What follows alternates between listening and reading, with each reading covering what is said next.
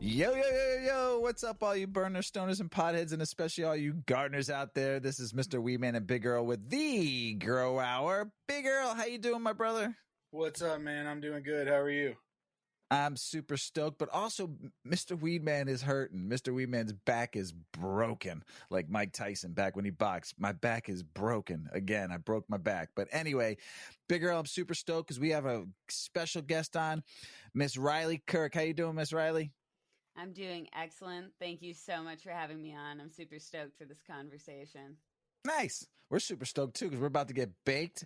We're going to have our little smoke sesh. So I'm smoking in honor of Big Earl because Earl, I'm a pig, and I've told you this before. I'm smoking GG4 again, but grown by you. It is amazing. And I cannot wait for you to come into town and bring me all the different types of strains you grew with this GG4. I'm really super excited.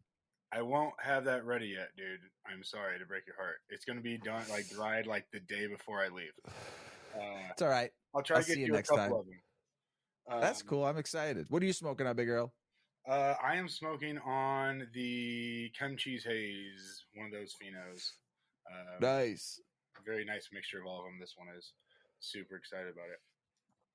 And Riley, you smoked before the show. What'd you smoke on?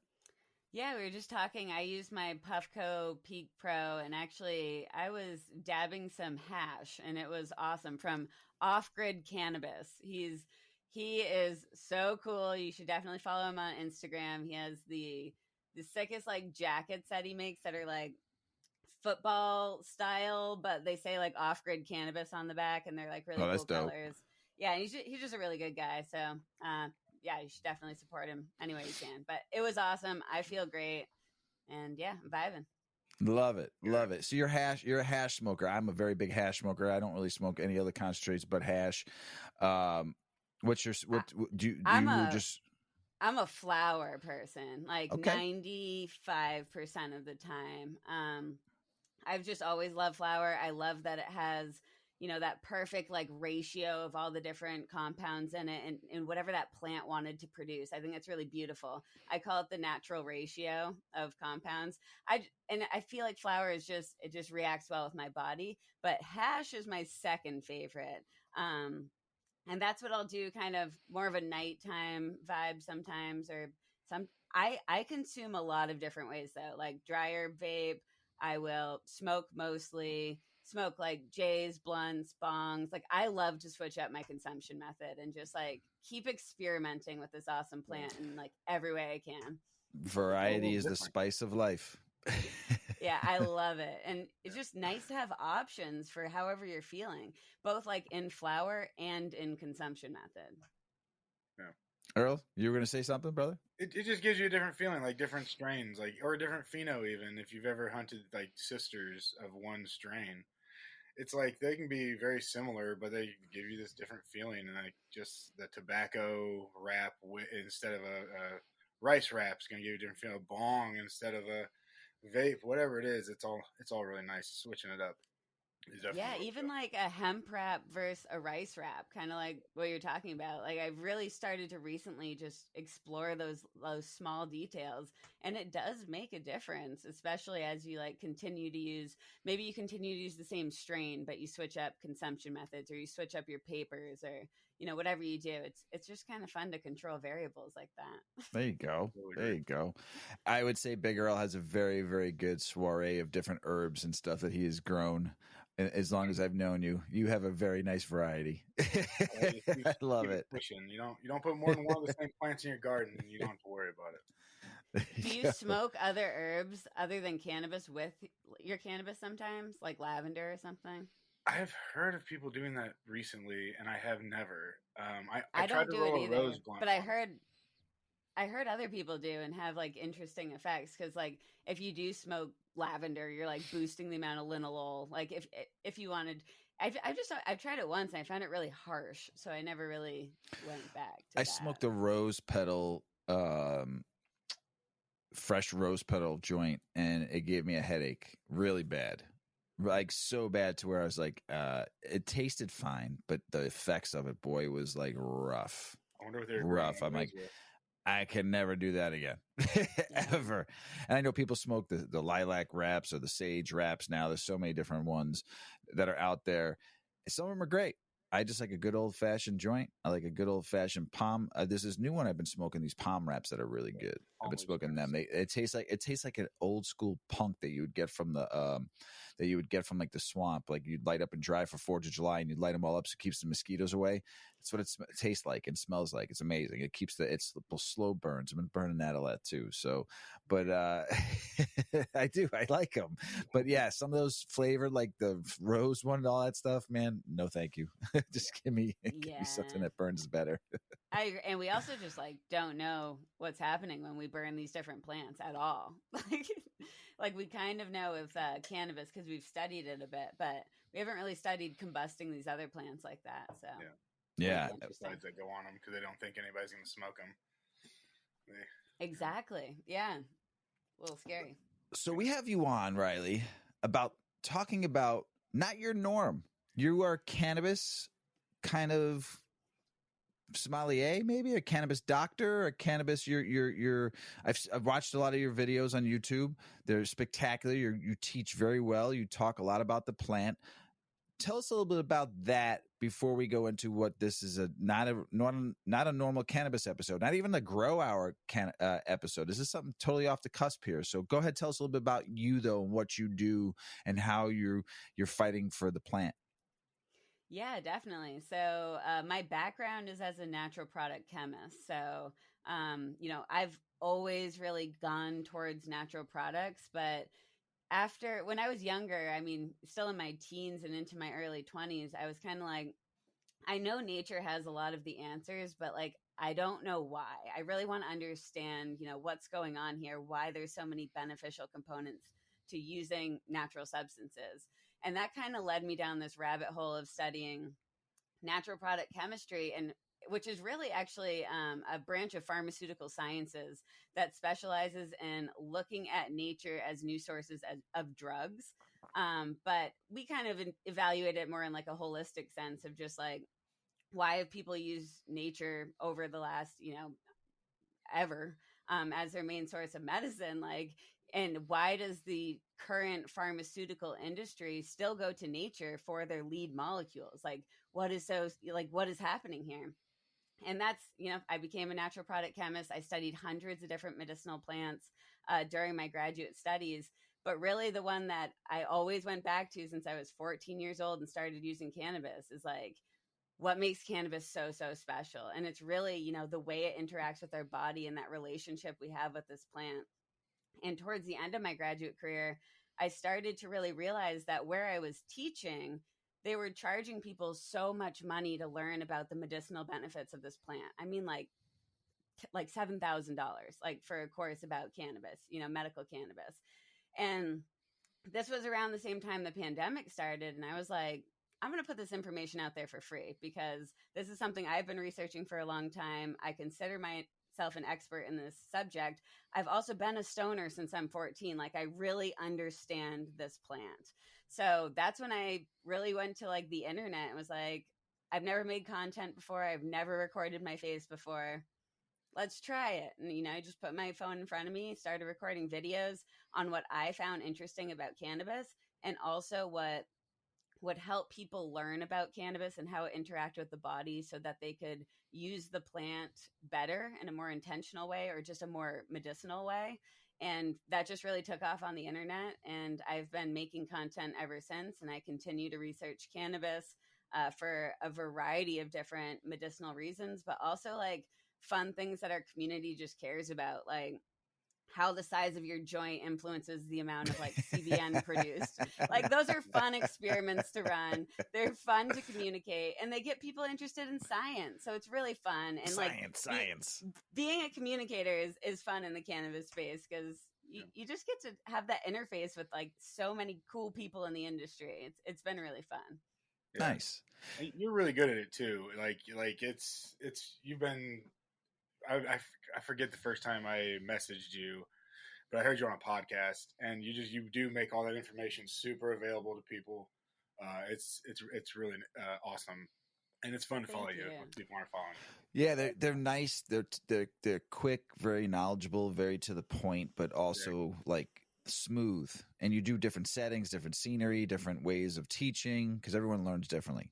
Pretty sweet. Right, yeah. It's really cool. Yeah, thank you. And it wasn't always that way. Like I used to make long videos that nobody cared about, and then I learned that nobody cares about that. So then I started to refine the way that I made content. It's a lot better now, but there's always room for improvement. Everybody's got to learn. I remember when I started this show 4/19 of 19, we launched the first episode. Like right before, like we did the episode and then launched it on 4/20. Love that. And when we started, it was me, my son Paulie, Dovboy, and T, which were two of his buddies, and his girlfriend Shawty, who's still my producer. She's the only one that stuck around. Shout out to Shawty. Shawty. And the first 6 episodes was like our learning. It was brutal. I mean, we had content. We kind of had a little bit of a flow. We weren't quite there yet. And then all of a sudden they all left. They all left me. I was like, whoa, okay, this sucks. And then COVID hit like a couple months later. I was like, oh man, like 6 months later, COVID hit. This sucks. But in that 6 months time, I did a lot of research and learned and kind of like with the beginning stages of anything you do suck. But then you look back on those now. I look back on some of those today. I'm like, you know what? They weren't that bad, but there was a learning curve that went to where we're at today. Right? How many episodes you in now on YouTube? 30. 30? Not too many, but I've gone a long time without posting. And then I was like, okay, I need to put myself out there. Like I need to keep making content. I was scared of it because I was bad at it. And then I was like, that's what keeps 99% of people away from doing this kind of stuff. Yeah. You just got to push through. It's like, it's cringy. Hell yeah. It's terrible sometimes. Sometimes you're only going to get like 12 views on something. Yeah. And then you should just listen to that information and be like, why did this video only get 12 views? Yeah, I feel like why was this so horrible to watch? And then you learn, and then you're like, okay, I'm not going to do that again. And you get a little bit better every single time. Yeah. I mean, what are we, 165 episodes on the Chronicles, 30 on this show. And then all the other content we put out, Earl puts out on his, and I put out on the Chronicles, and we have a shared one, the Grow Hour, and it's such a learning curve, and you make so many bumps in the road and so many mistakes. You're like, oh, that sucked, and I try not to re-record. That's the other thing. I'm like, listen, I just want this to be natural, you know. And Shawty, who does our producing, and she edits, but not much. Like it's just adding the music, adding, you know, maybe making volume louder or checking, you know, unless Mrs. Weedman calls me by my given name. That's like the only time we ever cut anything out. Fair, you know? fair. Yeah. So, because when you're stoned, sometimes you forget.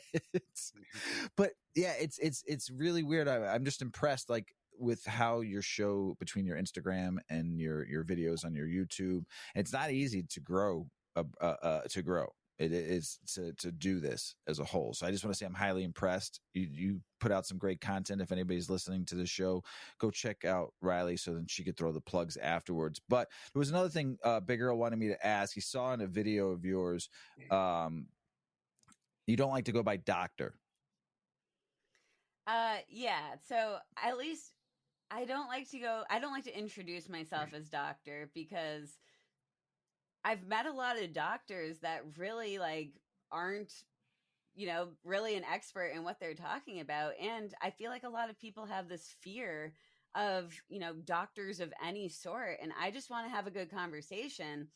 And then towards the end of that conversation, if you're like, man, how do you know so much about this subject? Then I can explain that it's my expertise. But I would always rather just go into the conversation, like just having a conversation. Like, I'm not the expert. It's just, I want to learn from you. You're going to learn from me. I don't like this dynamic of like, I'm the expert and you're listening to me. It's just not like how I like to communicate. So I don't ever introduce myself as doctor, but if it comes up that I'm an expert in a subject, I'm happy to say that I have my doctorate in that subject. Hell yeah. You should be proud of that. Fuck, it took a lot of work. I'm super proud of it. Nice. But I'm also just aware of how people perceive that. And it doesn't, like I'm still going to think of people the same, whether they're a doctor, a master's, or nothing. Like I don't care. So I hope people don't care that much on this Sweet. end either. No, I love it. I love it. So this is not our normal show. We always talk about growing weed, and we have breeders on, we have growers on, right? I mean, and we're teaching people how to home grow, but this is something different. And we didn't want to just do the normal cannabis talk, because this is something that's cool and maybe people are interested in. And that's basically, and this is like really big in Earl's wheelhouse here. Big Earl's wheelhouse here is soil conditioning and growing your own food. So I'm like, I'm willing to learn, because I definitely ain't no fucking expert in anything I do. That's why I like to learn. I don't want to be called an expert in anything, because then once I'm an expert, I stop learning. So exactly. I will never be an expert in cannabis, because that makes I'll stop learning. And I've gone to do what you've done. I've gone to school for cannabis. I've done it all.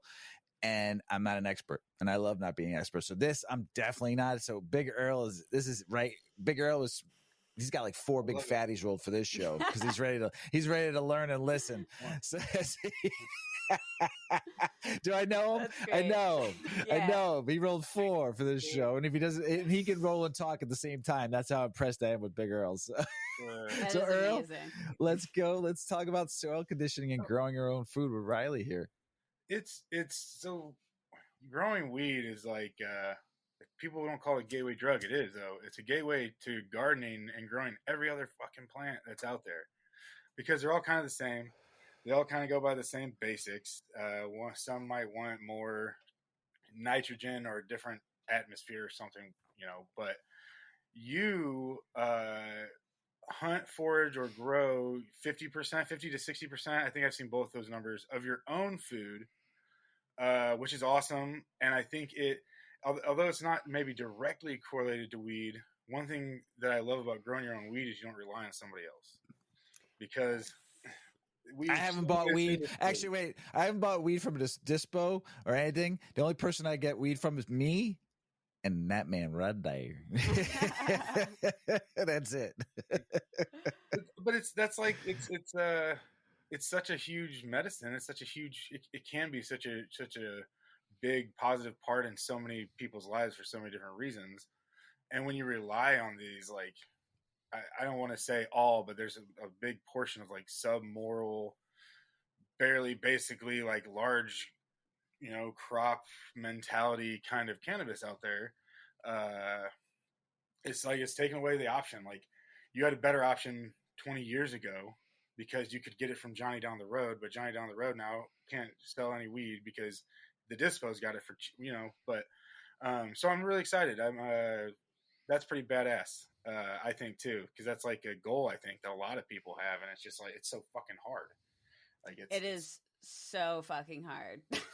Yeah. And it takes a lot of time, and that I think is like one of the biggest factors that limits people, because time is so valuable, and it's not just the time you take planting and caring after like the food that you're growing. It's also the time of like preserving, which is actually like more time than almost anything. But I love what you just mentioned about a few different things. First, about growing your own food and like being part of that. And I mean, you were talking about weed, which I agree, you're independent on that. Like, no matter what happens, you're still going to have weed, you're still going to have your medicine, and that's awesome. And I think something to add to that too is like, when you grow a medicinal plant of any sorts, whether it's weed or comfrey or something else, you're watching that living plant like bloom as a plant. Like, you're seeing it grow, you're seeing it flourish, you're seeing it go through ebbs and flows of what makes it happy and not happy. And that really just kind of emphasizes the point that it's a living plant. Like, our medicine is a living thing that's interacting with our living body. And it's like this huge network of connections, which is so different than something like a pharmaceutical medication, which is a synthetic product. It's one single isolated compound, and then it's going to a living being, which is us. Here we have this beautiful living organism. We're taking in all of these different, different active components in it. Some of us react well to some strains and not to others. That means something too. Like, it's a really beautiful process that I just love with both the food I eat and the medicine I grow. I'm infatuated with it every day, just kind of watching it evolve. Yeah. No, it's when you grow it yourself and you're doing it, especially when you can do everything organically, it's the quality that is there and the enjoyment that comes there is great. Is I mean, at least for me, it is. And I'll have like tomatoes on my salad and be like, yes. You know? You have control. Like you legitimately some know everything that went into growing that tomato. It feels so good. And then like you know there's no like pesticides or herbicides or any of these potential. I'm not saying that they're all over a grocery food. I'm just saying like you just know it's not in your food when you grow it. Yeah. So before we get into some of the more meat and potatoes, I was thinking maybe we could go over, like, say I'm listening and I want to start growing my own food, and I want to start just like with a bed. How do you like to prep your beds? How do you like to start all that? Because you know, like that definitely can be it's a huge factor in how you treat your plants and success. Yeah, so I'll start with saying like we learn every single year. Like that's how we grow a lot of things is like we just try something and we see if it works. So what we actually tried these past couple years is we tried to make giant raised beds that are like 30 feet by like 15 feet by literally cutting down an entire aspen tree, like a standing aspen tree, you know, fell the tree and then cut it to create a mega raised bed that is that essentially the size of what the tree was. So these were kind of our newest beds that we put in, and they're doing really, really well. But essentially, what we would do in this case is we cut down the tree, and then we actually peel the bark. We cut the trees in the spring, and there's an old saying up here in northern New Hampshire, like I don't know exactly how it goes, but it's something like, you know, you can peel the bark when the black flies are biting. So you can peel all the bark off of like an aspen tree really, really easily if it's during like the spring when the black flies are still biting. So we peeled all these trees. We then we actually put some old cardboard that we had down like over the grass because it was previously grass. And then we used a mixture of just like loam from our property, compost that we have composted the past 5 years, which I can talk more about like what we compost and what we don't compost, and then horse manure. And I'd say the ratio is probably like I don't want to say 80-10-10, but maybe somewhere kind of close to that. And we experiment with different plants every year. Like some plants do really well in that soil. Almost all of them do really well, but some of them don't. We've also learned, some plants will grow straight in the compost and some won't. Like if we have extra plants, we'll just put them right in the compost. And things like squashes and pumpkins and cucumbers, they can do really well. But then some other plants like, say broccoli or tomatoes don't always do that well in direct compost. So that's kind of what we've learned at least the past couple of years. And that's kind of our starting point and where we go from there. Yeah. Yeah. Every season's a little different. Every season's kind of like heartbreaking a little bit. Like this season, my squashes did really well, but my cucumbers didn't. So we got like 5 or 6 cucumbers, but my squashes are just like, giant, just they take over all the cucumbers plus all them, like they're just taking over and stuff. So, but yeah, that's kind of cool though. Yeah, I love it. I just let them. I just let them go. My peppers didn't grow. I don't know if anybody. My peppers didn't grow almost at all this year. Yeah, I mean, it just kind of shows like how different plants thrive in these different conditions though. If we have a super, super wet year, some plants are like, finally, like I've been waiting for this forever. And then some plants are like, I'm drowning, please save me. And it's like, cool. So this is how like the natural cycle would work with, ebbs and flows of certain, species in these different conditions, which ones drop seeds, which ones don't, which ones suffer for a year, just cool to learn. Earl, I heard a few people talk about peppers this year. It hasn't been a good season. I don't know why. I don't either. Like my pepper plants grew, they're maybe like a foot to a foot and a half tall, have produced, I do a whole 4x8 garden of like 10 or 12 different pepper plants. I love doing all the spicy ones. I don't like them personally, but I like giving them to like my friends and being like, here. And they're beautiful. They're always beautiful. Oh, yeah. And they're so easy to grow. They naturally like repel pests and stuff. Like you just kind of, But we've gotten a few bell peppers and that's it. Nothing spicy at all. Nothing like it is what it is. But do you use any cover crop or anything? You're adding the manure. Do you do anything for the microbiology? I mean, we've added some straw during the winter. We add winter rye on top of our beds. That's kind of our winter cover crop that protects the microbiology and just kind of keeps it from like eroding at all, essentially. So that's kind of, and we don't do that over all of our crops either. It's really mainly like our corn, our asparagus, kind of just our taller plants. But a lot of our beds are just completely covered in plants because we have crawling plants like everywhere. So like our squash garden is completely covered because it's just, plants intertwined all over the place. And everyone's like, how are you possibly going to be able to like harvest those? And it's like, I don't know. We're just going to poke around till we find them. And it's worked out. Yeah. That's try to do as little damage as possible and get out of there. Do you have a greenhouse? Do you have a greenhouse too, or is this strictly all outdoor?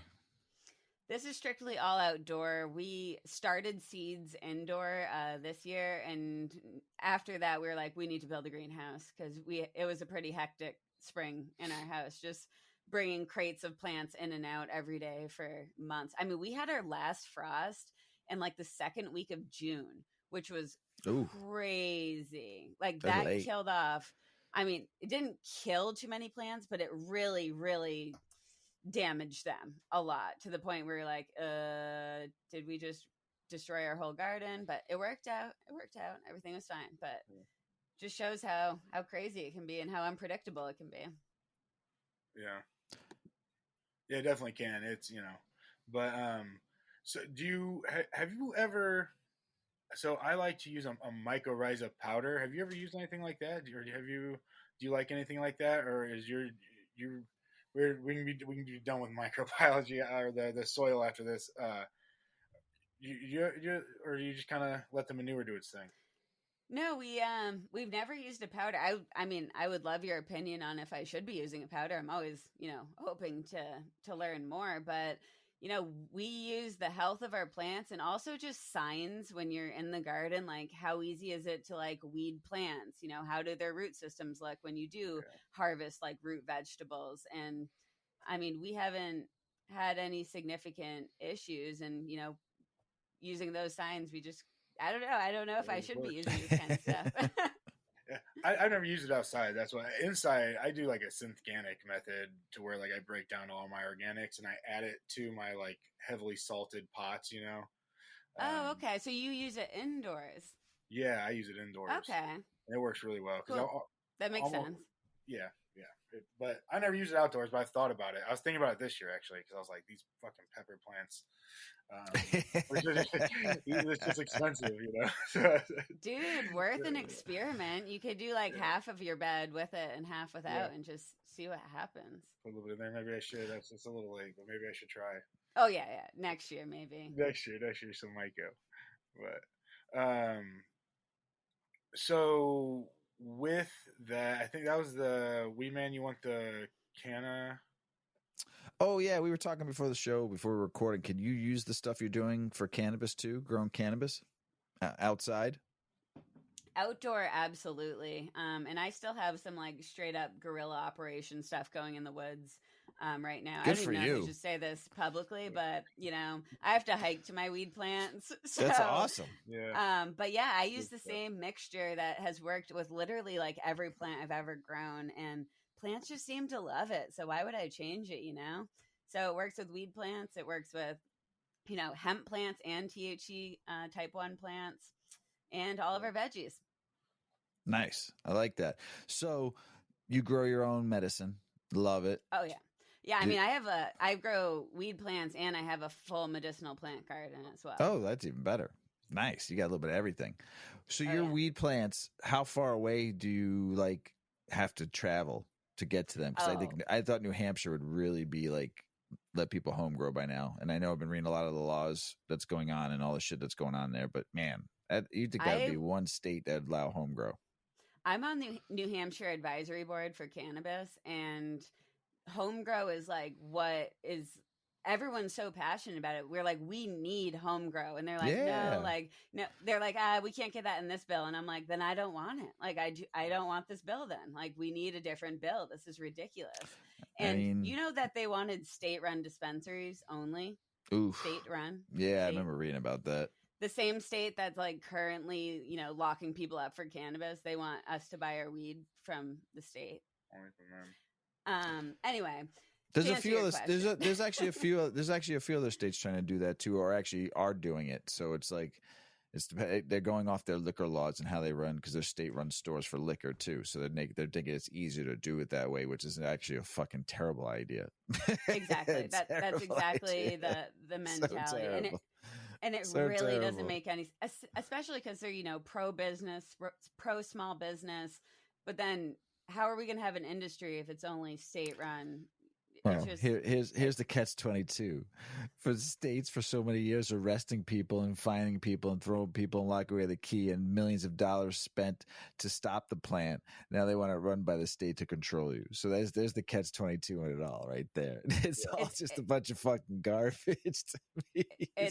And honestly, the most frustrating thing is it doesn't have to do with what's safe, what's healthy, what's the best medicine, whatever, what the constituents want.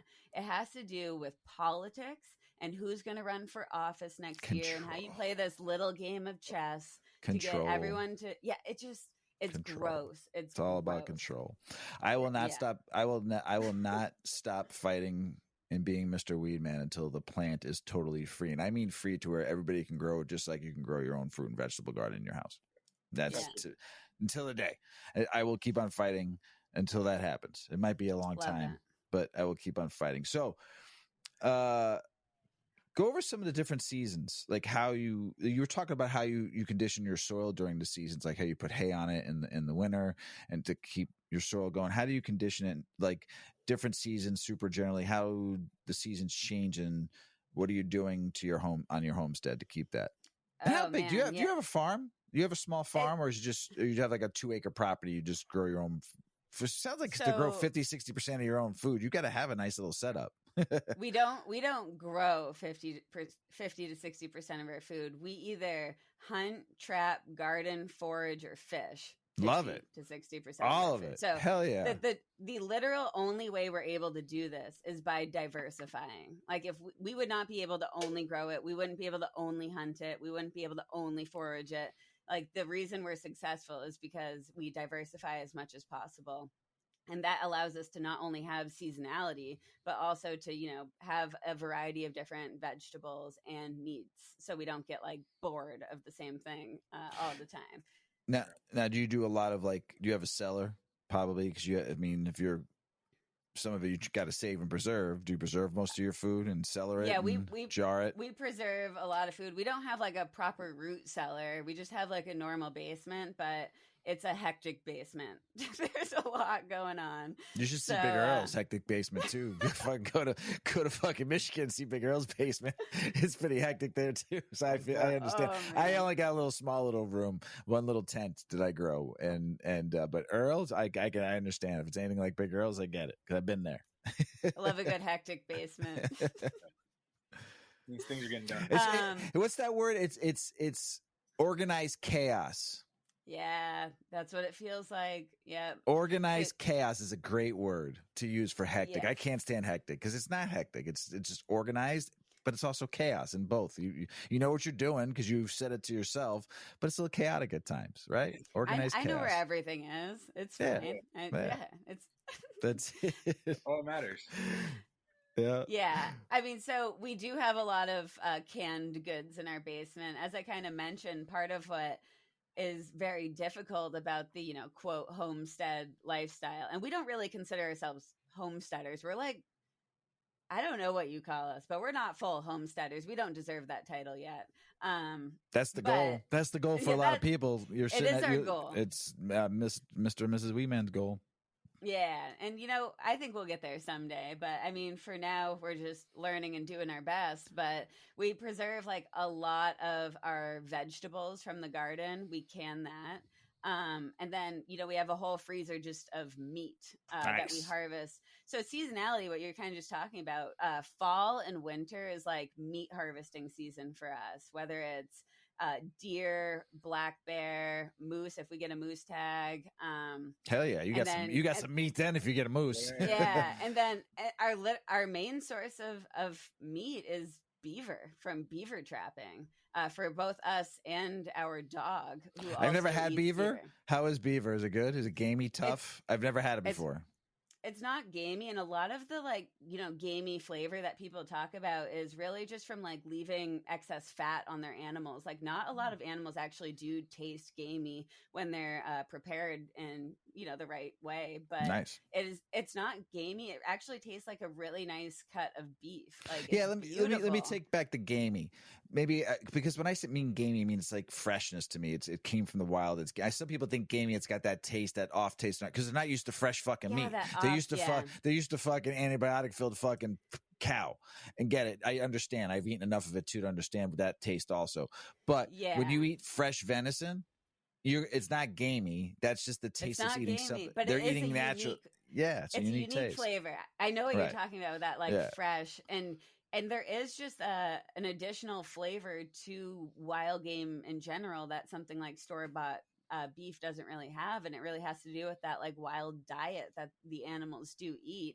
So sometimes when we do go to other people's houses and we try beef, like we're like, wow, that tastes really, really different. Yeah, 100% than what we're used to eating. But so that's kind of our fall and our winter. We're really harvested on, we're really focused on harvesting as much meat as possible. And then spring, we really focus on some of the wild forages like ramps and fiddleheads, morels, kind of these staple spring foods. And then summer is just all about preserving the garden. And of course, eating the garden fresh too, because you got to enjoy that as much as possible.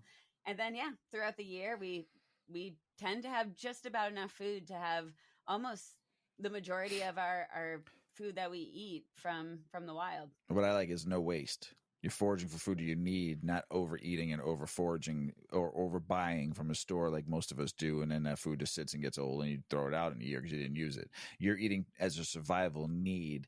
You're eating to live, not living to eat, as I like to call it. And I mean, food waste. If we all lived that way, we'd all be a lot healthier like they were in the fucking 40s, 50s, and 60s. Yeah. This is a different story, though. Sorry, it's for another conversation. But I'm just saying, you live to eat, not eat to live. There's a big difference when you learn that. Your body can survive without food for a hot minute. I've done 21 days fast before. I could do it. Your body can do it. Okay. I fast for 21 days. I intermittent fast every day now, 5 days a week. Stop eating at 9. Don't eat again until 1 o'clock in the afternoon. I only need a certain amount. If I'm not burning 2,500 calories a day, see, you're in my wheelhouse again, just like Rachel at Deep Roots. This is my wheelhouse. I've studied this for years. And if you don't need to eat with your body, if you don't expel it, it just stores as fat and you get sluggish, you get slow, your body, your mind. Why do you think COVID ripped people apart? All the overweight people that overeat, it ripped them apart because you eat to live. That's it. Food is just a commodity that you need to survive. Do I like good food? Fuck yeah, I like good food. Do I like going out for a good meal? Yes, I'm not saying that. But we consume so much that our bodies don't need and we don't burn that food off. It's terrible. Sorry, go ahead. Next. Sorry about that. I mean, I agree. And it's also just like we understand the energy and effort that goes into food.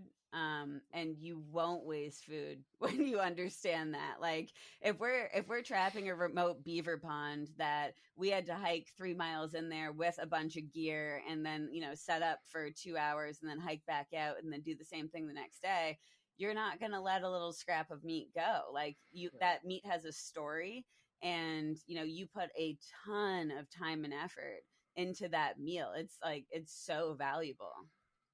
Yeah, it's great because you also worked for that food too. you hiked 3 miles. 3 miles. Talk about burning calories. Yeah. Yeah. So 3 miles, if you're walking it, you're taking 15-minute, 20-minute miles. Let's just say you burnt about 1,000 calories just to go get your food. And then you got to trap it, hunt it, do all that work too, set up camp and then walk back.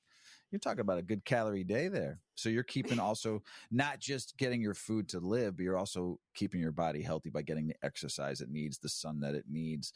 the fresh air from probably the tons of pining that you're smelling out there and keeping your body fresh and healthy because you're getting good, fresh, clean air, oxygen, plus all the different herbs and everything you're smelling in everywhere because your nose tastes it all from your olfactory gland. That's how you get everything in through your nose first. So you're breathing all that heavenly earth in, and it's keeping your body nice and clean. You know, your nose has over 400 unique receptors, and it's estimated that your nose can smell up to 1 trillion unique smells.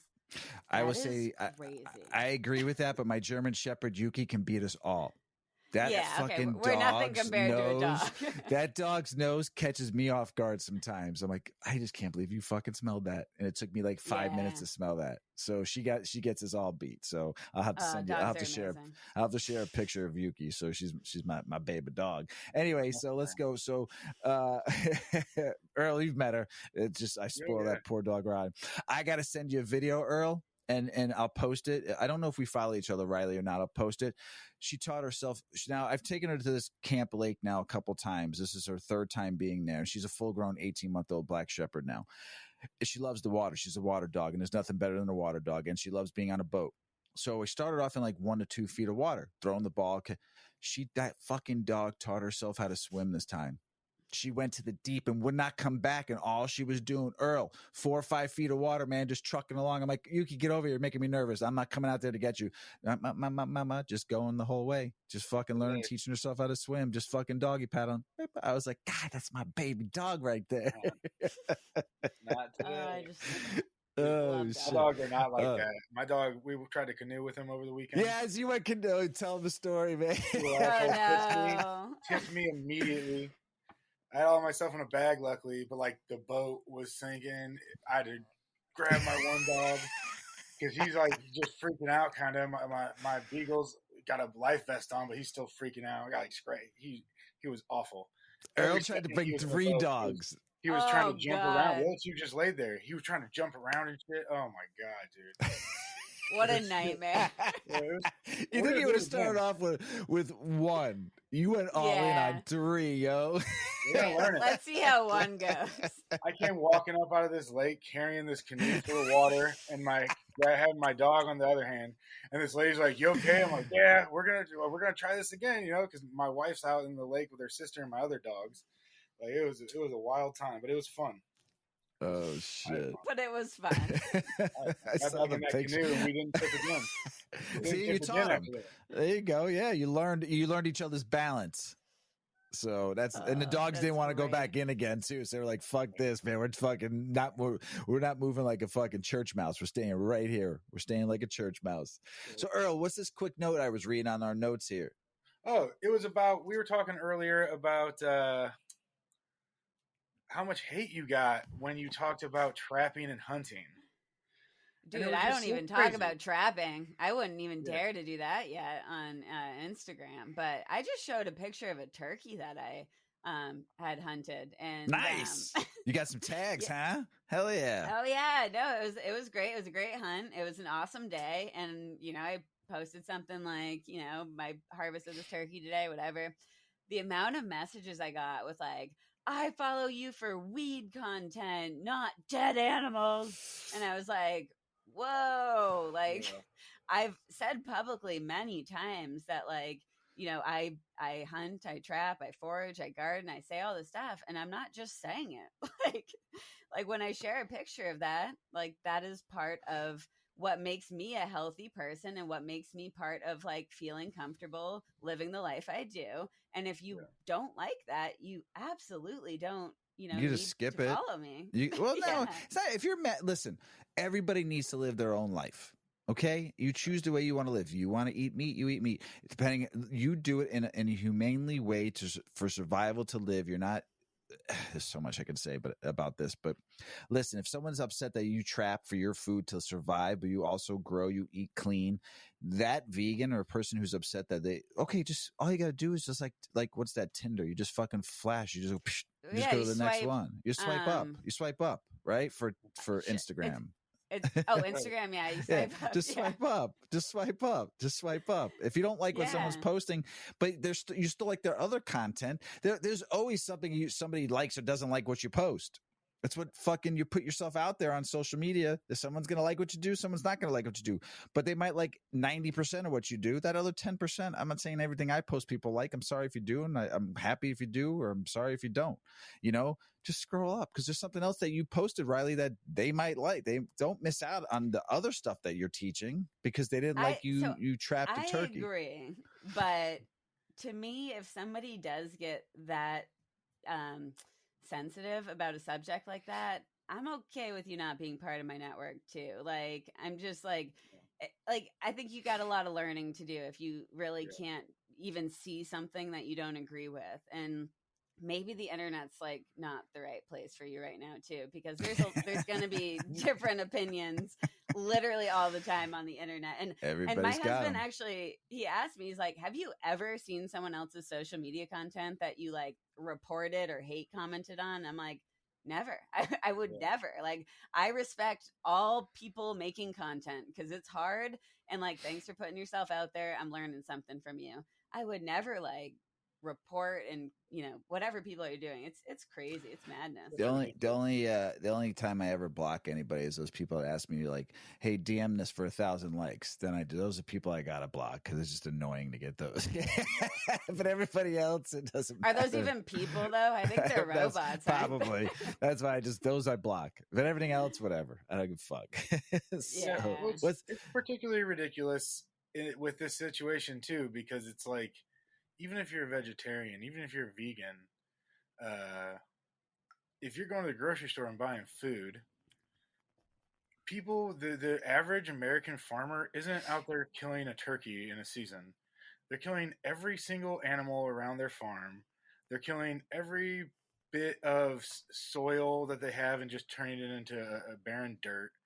They're killing like ecosystems, literal ecosystems, because they don't want to have to deal with the backside of that, and because that's how they've been taught.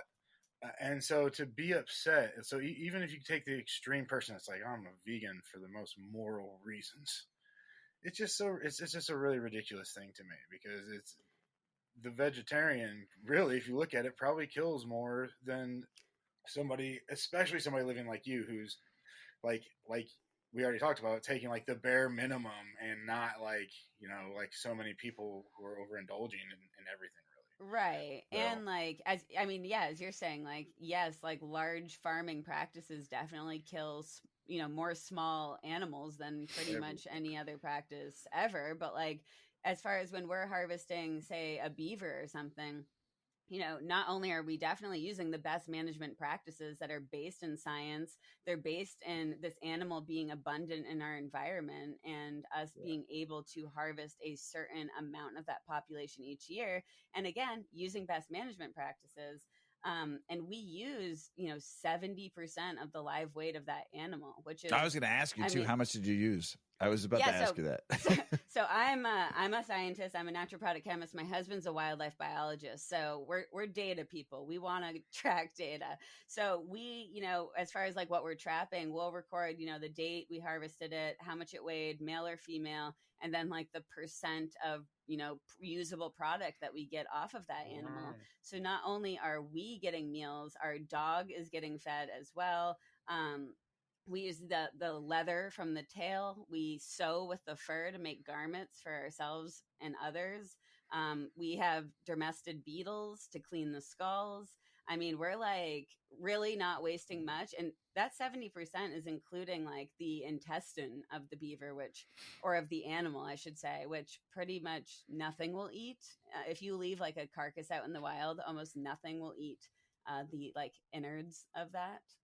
Of a beaver? Of a beaver? Of animals in general, because intestinal tracts are just like heavy with parasites and bacteria and things that can make animals sick. That's different when I learned about lions in the wild. And now I'm kind of stoned. Lions go for the intestines first, I was always told. Is that true? That's what I read and saw. The intestines? Yeah, they go for like where all the like maybe the stomach where maybe the grass still has, because they don't eat, they need that to help go to the bathroom. So a lot of them go for that first because they need that. Yeah, they go for like that whole area. They go for like the greens that the the zebra have been eating, let's just say, or that's their main diet. So they go for certain areas of that body to get some nutrients they don't get just from eating meat. Cool. I did not know that. I learned that. I think I learned that from David Attenborough on one of his fucking many thousands of nature shows I've watched in my life. So watching that stoned is like the best thing. Nothing There's better. nothing better. No, I could get as high couch locked as I want and put on one of his animal shows. Actually, even the old ones from the Disney, the ones they did in the 50s and 60s when Technicolor first came out, I still go back because fucking I got Disney Channel and I go back. That's what I watch. Those old 1950s and 60s are the shit. When you're baked, you're just like, oh, remember this is like my childhood. But learning when they first started learning about animals, because it was first time you ever saw anything on film like that, to now you see today, because David Attenborough got a new one. I just watched his whole new series is out. I mean, now you just sit it's there like baked out of snow your mind. leopard. You just like, this is amazing. And the colors and the way they're doing shit now. And the quality of the film, how I don't even understand. Like, I can't even get my YouTube videos to look that good. And they're recording a snow leopard in the middle of the mountains in like triple HD. It's amazing. 100%. 100%. So, but yes. What were we talking about? It's amazing. It's amazing. So, but I'm so happy to hear that you use, I know Earl's going to ask this next question, but 70% do you use? That's fucking good shit right there. So go ahead, Earl. Yeah. Do you use like the blood in your garden or like the bones or anything in your garden at all? So, beaver season runs from like November to February. So it's like usually snow or really cold. So we don't necessarily use it in our garden, although sometimes we'll put it like in the compost, area and then hope that it just breaks down over time and adds to that. But for the most part, we kind of just recycle it back into nature and give it to the predators in the area that are really struggling at that time of year and give them something to gnaw on and give them some nutrients and help them survive the winter, just as that animal helped us survive the winter. Got to give some of it back. That's amazing. Yeah. I say this to people, and I've said this on the show a lot. If we don't take care of Mother Earth won't take care of you. And she's taking care of us. She's doing a lot. So there you go. We got to do something. I like it. Do you do like any like corn meals or worm casting? Do you buy anything from like a store, or do you pretty much just for your gardens to feed it? No, not really. No. Manure, and more manure. Manure is amazing. It provides just everything we need, at least. Yeah. But our manure is also very old manure. It's like it's been kind of like sitting and maybe turned for like 8 years or something. So it's not really hot manure. It's been rained on. The nutrients have been dispersed over time, and then we kind of mix it up in the garden as well to try to even out. And we grow things like comfrey, which are amazing. They have like a really, really deep taproot, so that allows some nutrients to kind of get accrued in the leaves that some other plants don't have. So as far as like comfrey, you can take the leaves and bury it directly in your soil, and that will also kind of contribute to adding more of the minerals and stuff that you might not get enough of just through your normal compost or whatever. Yeah, pulling it up. That's pretty cool. I did a plant juice for the first time this year. I don't know if you've ever heard of those, where you like steep plants in water. Yeah, like a plant tea. Yeah, I've definitely done that. It's the only fertilizer that I used out there. I wish I'm still perfecting it. So I wish I would have used more, but it was pretty awesome. That's cool. What plants did you use for that? Weed. Oh, you used weed to make the. Okay. So my thought was, in that juice, I could be taking out some enzymes from some parts of this super vigorously growing plant, and try to get that into my outside plants. Because I had heard of people using like different stuff like that and really fast growing plants to try to make trees and cactus and stuff grow faster. Cool. Yeah, I can tell you that my squash loves it, and my tomatoes are going nuts. And I did already grow a whole round of autoflowers out there, and I didn't add shit besides that. 1 5-gallon bucket, stuffed as much as I could, and then put water in it and let it sit for like a month or something. Man, have you had like the rainiest year ever in Michigan? It's been rainy, and my theory on why my peppers aren't growing really well is that I think a little bit the fire from Canada has been blocking out some of our Oh. available sun. And so like days haven't necessarily been like super dark and cloudy, but we've had a couple days where it like seemed like overcast, but it was just smoke. We had a good like 3 weeks where it was just hazy. The sun was there, but it wasn't like it Yeah. has been the last couple of days where that sun is bright as can be. This was like a clear haze for like a good 3 to 4 weeks to where that sun wasn't really hitting that ground as much. That's why I think that autoflower I grew outside too didn't get what it needed, Earl, too. It didn't. I mean, we got big. I mean, the buds, the colas were as big as my face, but didn't grow super tall. They stayed about 2 feet tall, you know, and I think they didn't get, I mean, we put them out there pretty like right on time too from, you know, germinating them inside. But I mean, I thought they would have got monsters out there, but yeah, I think that could have been a reason why too. We didn't get that height.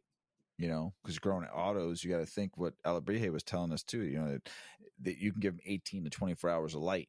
So if we're only giving that autoflower 12 hours at half, 70%, 60%, like the rays coming down and hitting that thing, you lost out on that grow. So that makes sense too, Earl, about your peps. Yeah, that's why, because I know peppers really love like a really hot, sunny day. Yeah. And so I was like, man, we've had hot days, and not even really that many hot days, honestly. It's been like we really have not here. had that hot of a summer. Like not until this fucking Wednesday, Thursday. It's gonna be 103. Is it really? Chicago. I shouldn't say that. Actually, Arizona was like absolutely. Wasn't it like 120 degrees? Oh for, like, yeah, a really long yeah. But time? you kind of expect that in Arizona every once in a while. I mean, it gets hot there, you know. But it's gonna be fucking 103 here in August. That's fucking the end of August, like late August. That's hot as fuck. That's hot. That's really hot. And don't they ever say in Arizona too? It's dry heat. It's dry heat. Yeah, motherfucker, you cook a steak on that fucking that blacktop. Instant sweat. Yeah. So what to teach our listeners, you know, across the globe here, they to provide themselves 50 to 60% of their own food. Do we miss anything that we went over? There's something else that we need to like throw out there, something else besides being persistent or consistent and persistent on doing it too, because it does take consistency to be able to do what you do. It's not easy. Yeah, I mean, you're definitely gonna have to work until like 11 o'clock at night. A lot of nights, like during like beaver season, we are prepping meat until like 11 o'clock at night every single night. Just like freezing in packages, you know, cutting up the meat. And then we have to also deal with the fur, which takes longer than the meat. And then, you know, prepping our dog's meal. So definitely take the time, give yourself the time. It's going to take a lot of energy, but it's going to be worth it. And then my number one thing is diversify. And that's my recommendation with everything. When people ask about like compost and stuff, diversify. Different microbes will eat different things. And if you provide as many different things as possible, you're greatening the chances of a microbe wanting to eat that thing. Like even you look at like fall leaves as an example. Like even looking on the ground, you'll notice that oak leaves are going to get eaten a lot slower than something like a beech leaf or something. That's the same thing if you were to put that into your compost. You don't want to put all oak leaves or they're going to take a really long time to break down. Instead, you put a diversity of different leaf types, and then you're going to have some that go really fast and then some that go a bit slower. And that's the same thing with harvesting, you know, meat and vegetables and all these things. Listen to the seasons. You know, what's abundant that year might not be abundant every single year. You know, and start to learn from the seasons too. Like, when is the best time to harvest fiddleheads? Is it the same time every year? Is it a sequence of events? Like, hey, once the ramps are up, you know, you have a week until the fiddleheads are ready. These are things that if you write down things, it's really easy to start to learn over the years, and to really seasonality is just kind of second nature. You can feel things are about to happen. So it does take time, but like take the time. It's a beautiful process. And if you're already buying everything from a grocery store right now, you have nothing to lose. So you might as well try at least one thing. You can try to harvest just one thing and see how it goes. Maybe it's like literally just blueberries. Maybe you go to somewhere where there's blueberries, or elderberries or something like that, and then see how you like that. How long did it take to prep that? How did it feel to take that as a medicine or to cook with it, or whatever, and then slowly start to expand over time. Maybe try one additional thing every year and keep recording it, keep learning from it, and soon you'll become more and more independent. But there will always be things to learn. Yes, that is true. Very true. Especially, you know what I like? That you go out in the forest and you like grow your own weed, like out in the forest somewhere. That's fucking awesome. Have to. I love it. I know. It's fucked up that you have to, but I also like it because I had some friends, I should say, I still have some friends in Kentucky that grow up in the mountains, and they grow every year and they do their harvest up in the mountains, and they got to travel for their weed. But at the end, it's yours. You know where it's from. You know what area you're doing. Do you pick different spots? Like No. no. Oh, No, from an from an old school 51-year-old, change it up every once in a while. Like move to a different spot. Just like that's a good idea. Have 3 different spots and never do the same one twice. Just I hope the different spot is going to be my garden, because New Hampshire is going to legalize home grow. let me know if you need any help shouting it out when that new bill's coming too. So we talk a lot on the Chronicles about the laws in all the states and what's happening in each state. So, every time we do a show a week, so we make sure that every state's getting, we're not just a Chicago podcast. We talk about the world and cannabis. So same thing with Big Earl, what we do with the grower. We've had people on from Spain. We have people on from all over the world coming on. So, I mean, it's not just about one spot. It's a global plant. This plant was given to us, whatever you believe in. I still believe there's angels in those leaves. So Earl, you got one more question though, right? Oh yeah. What do you have coming up? What you got planned for the rest of 2023? Anything fun? Sounds like to me, trapping, baby, trapping for those beavers. It's coming up, right? Real soon. trapping. You ain't wrong. I mean, that's definitely gonna happen. And you right, Earl. Trapping, the real trapping, because trapping ain't easy. Riley gonna come out with a hip hop song. Yo, trapping ain't easy. Yo, going for that beaver out in the woods. And it's gonna be me in my like wool jacket in the middle of the woods. So yeah, that is coming up for sure. But so I mean, I'm kind of doing more of the same stuff where I currently, both I teach in academia, I teach graduate cannabis courses, but I also have my own podcast that's all about kind of making cannabis science accessible and cool. But it's not just about cannabis. It's also about other natural products. It's about pharmaceuticals. It's about toxins. It's about how things work in your body, with an emphasis on cannabis. So most episodes are about cannabis, but then I sprinkle in some other ones just so people can kind of learn how these different things like affect us in different ways. And then I'm still doing science, and I'm working with some really cool companies and brands. I have a project going now with raw rolling papers.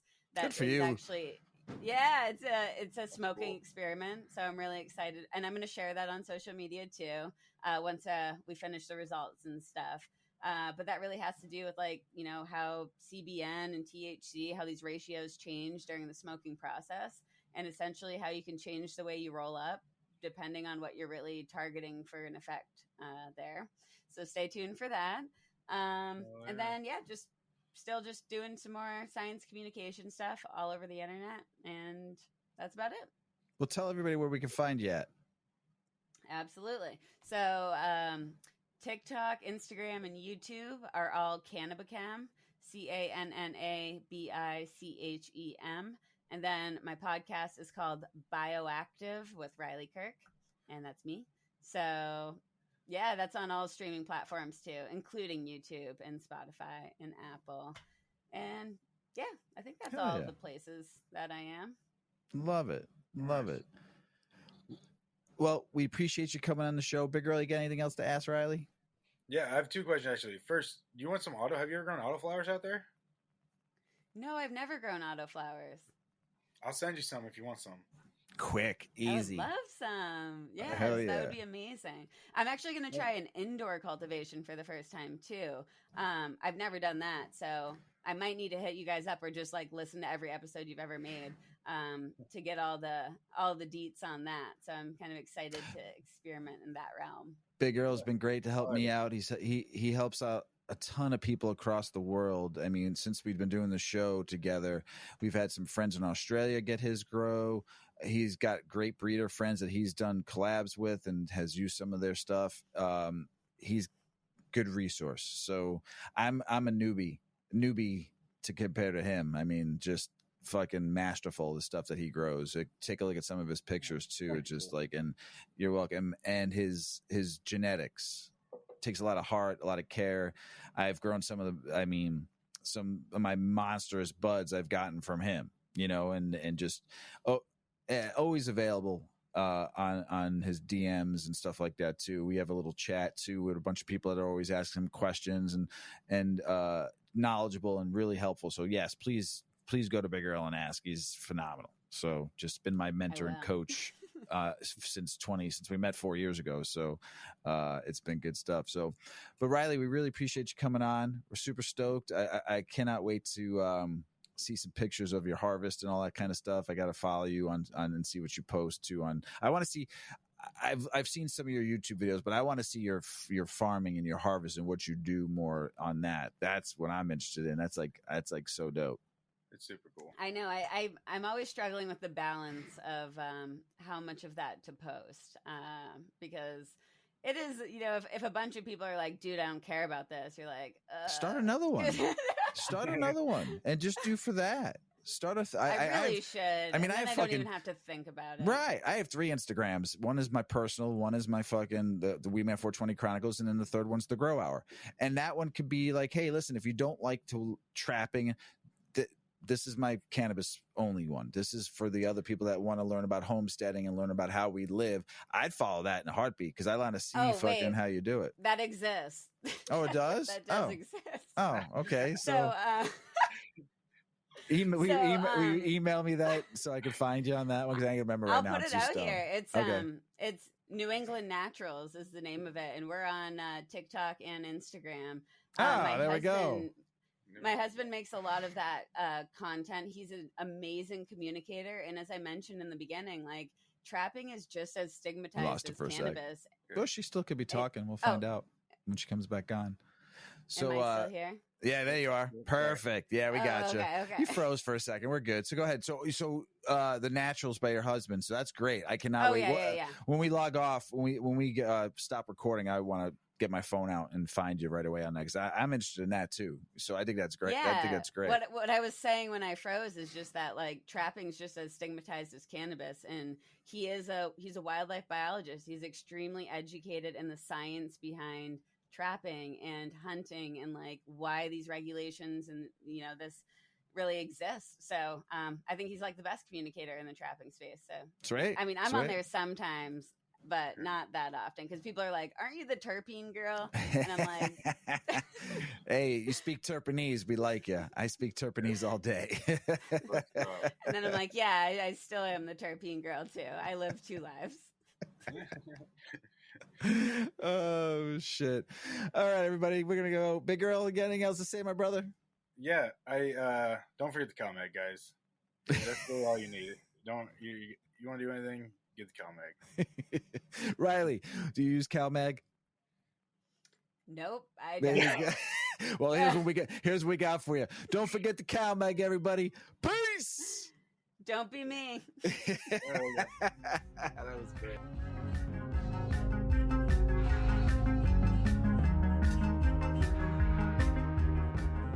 Check out our cannabis lifestyle brand online at 8decades.com.